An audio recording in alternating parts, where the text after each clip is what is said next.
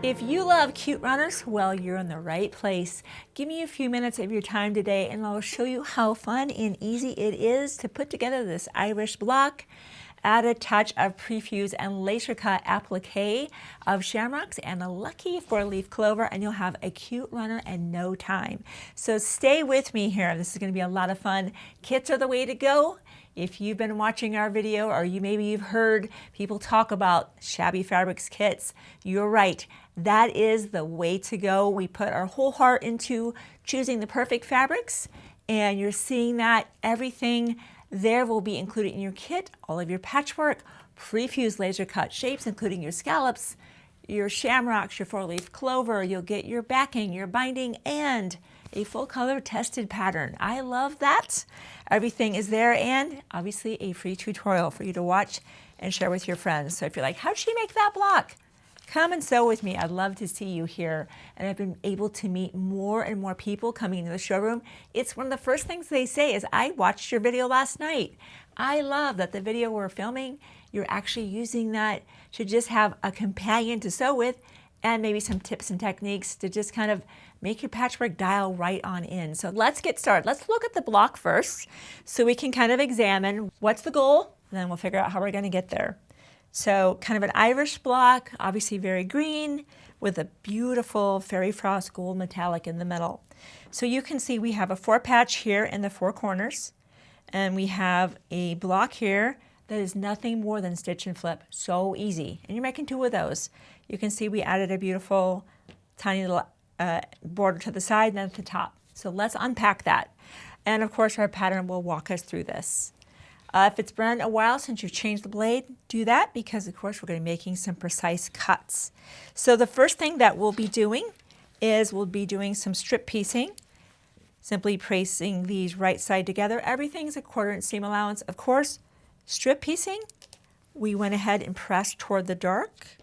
Once we've done that, they have us subcutting this into 16 different 1.5 by 2.5 inch sections. So what I like to do is just first kind of clean off this edge.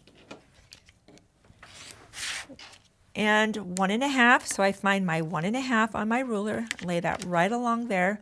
Noticing the ruler's king. I'm not using the mat right now. The ruler is what I'm using to make my cuts. And I continue down until I have 16 of these units. Once we have that, let me move that out of the way. We're going to make some simple 4-patch.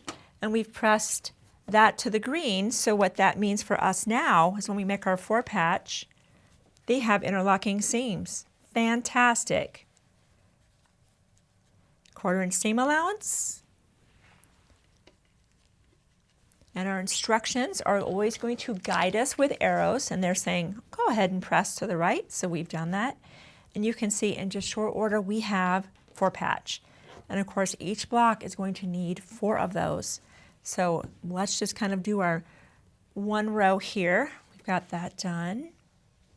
What about that part right there? Let's flip the page as we move on. I mentioned it that we have just a nice clean cut square. We have the wrong side of the fabric. We have a polka dot, draw diagonal to diagonal. I'm using my friction pen, placing that right in that corner. So directly on the line, and that's what they're showing us here, trim and press to the outside. So we've already done that. Now with our next fabric, same thing. On the wrong side, be careful with the polka dot, because at first I'm like, isn't that the right side? Nope, that's brighter. That's the back side, draw the diagonal. Again, placing in the corner, so directly on the line, trim and press to the outside. And this is how we're creating these units. Now when we get ready to sew those together, that's our top row. We'll do just a little bit of sewing. Let's go ahead and actually put that one together. Nothing magic to sew here. I'm just going to put a pin in. I'll just sew those quickly with a 1/4" inch seam allowance. And I'm going to be pressing per the instructions, which is pressing away from the center. So I'll do that. I'll be right back. I'll just get both of those pressed, and then we'll move on to our center row. The bottom is the same thing as the top, just this block is rotated. So I'll get that sewn. I'll be right back. So with the upper row, I just noticed these seams really did not want to press because of all of this, but we needed them to, I'll show what I'm talking about here. We needed these seams to press to the outside because of the center definitely wanting to press inward. So I'm actually going to give a clapper out here. I use clappers, the wooden side, anytime a block does not want to go that direction, and this does not, but we want to get that so we can get an interlocking seam. So I'm going to put that clapper there for now. For the center row here, we just have a simple, beautiful fairy frost.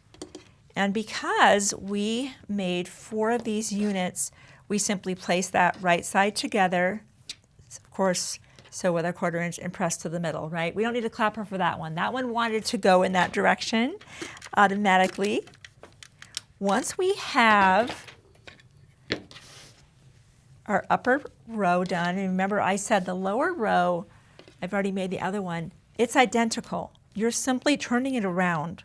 So really you're making 4 of those is what you're doing. 2 are going to be on the top, 1 for this block, 1 for the other block, the other 2 are going to be on the bottom row. And this is in the middle. Before we start sewing our rows together, just make sure nothing got turned, right? This would fit, but it's definitely wrong. All right, let me move that out of the way. Some tips and techniques on patchwork. Right side together. Since these are the sensitive areas, these are the areas that I really want to be really having the points come together. I'm going to pin here first, pin here. Then pin in those corners. I used to just pin left to right. If the points hit, they hit. If they didn't, they didn't. And it drove me crazy every time, not realizing pin where it's the most important first. I definitely have my diagonal seam tape here to help me get lined up, and I also have my seam guide in place anytime I'm doing patchwork.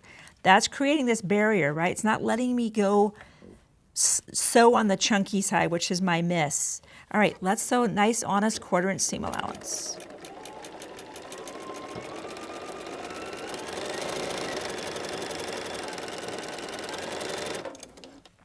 Our pattern has us pressing our row upward, it looks like.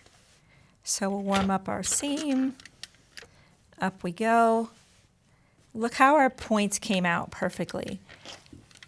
That's because we're not just lucky, we were being prepared. We had a technique. So same thing for our bottom row. Just like we were saying. I'll turn this around. Pin, pin.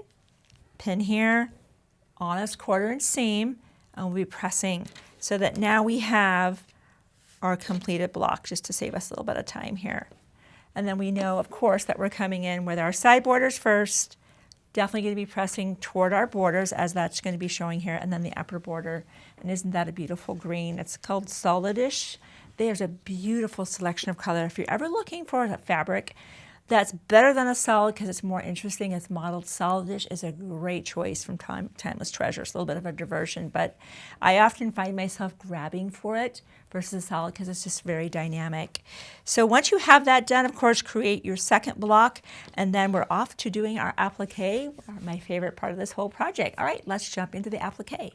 So just like we're going to be doing throughout the series, and this is only the second in the series, but these will be the same size projects where we'll have the 2 patchwork blocks on the end.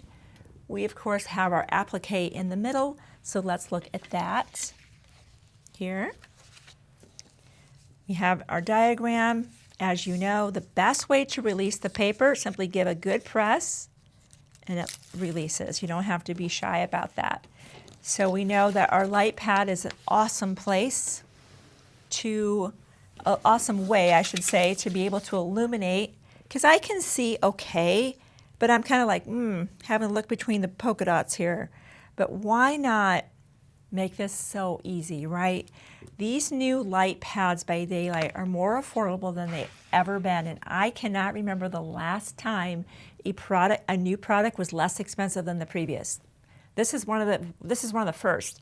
The wafer 1 and 2 is a fraction of the cost of what they used to be as light boxes. So I want to encourage you, if you didn't make that investment before, this is a great time to do it.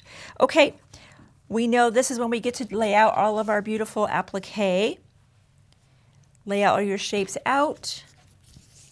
This is my favorite part. I didn't have to trace this. I didn't have to cut this. I didn't have to go by heat and bond, right? You just get to do kind of quilt by numbers here. And you could refer to the layout of where we put certain colors, or you could just put these wherever you want to.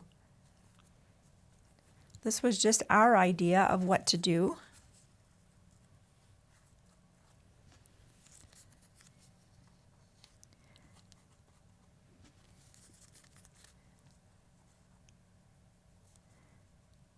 Okay, now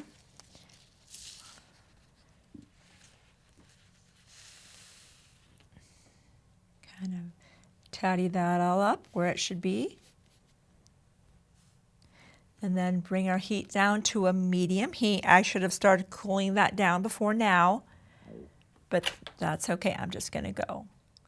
And again, I encourage you to just let go of the iron so we don't have this habit of kind of back and forth, because we all know that pressing is different than ironing. Ironing, when we iron a shirt, iron a blouse, right? We're back and forth, back and forth. This is truly pressing. Heat and bond light, most fusible products like to be heated for about 5 to 6 seconds to give a nice bond, and then you're moving on to the next section. Once you have all of your applique down, we like to wait. We don't stitch down with the coordinating thread set yet. And the reason we like to wait is because of that embossed look that we get when we wait and do it later after we've added our fusible fleece or batting and our backing. And now we're stitching through all of that. And I said it before, but I'll say it again. If you have a machine that you think, I don't know if I can go through all of that, it's okay to do that applique now, but we do want to make sure we do the applique at some step, and we simply just sew just on the inside edge of that with the coordinating thread.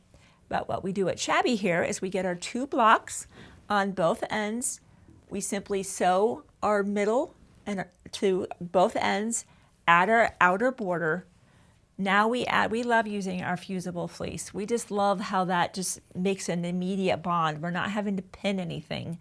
Our backing, sometimes we'll use a basting spray, so we kind of have our quilt sandwich. That's when we go ahead and we stitch around our applique, around our scallops as well, and we go and we'll get a close-up here. You can see here, we didn't stitch in the ditch. We've kind of stopped doing that on a lot of our projects, and we now let that thread just shine, right? Just broadcast. Why hide it? It's beautiful, right? So many times when we do patchwork, we're stuck with gray, white, or black. This is fun to use this. Let it shine. And it's a lot easier than trying to stitch in the ditch too. It's more fun and easier, great combo. But we'll get in close, you can see that.